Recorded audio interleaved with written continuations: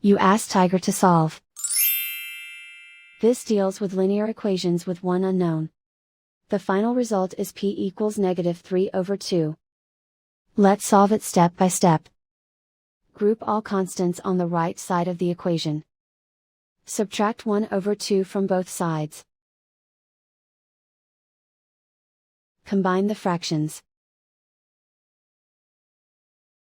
Combine the numerators. Reduce the zero numerator. Simplify the arithmetic. Convert the integer into a fraction. Combine the fractions. Combine the numerators. Isolate the p.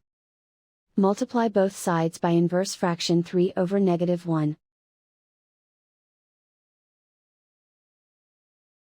Group like terms. Multiply the coefficients. Simplify the arithmetic.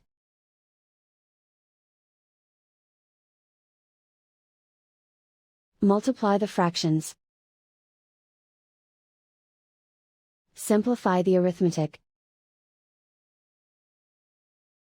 And so the final result is p equals -3/2.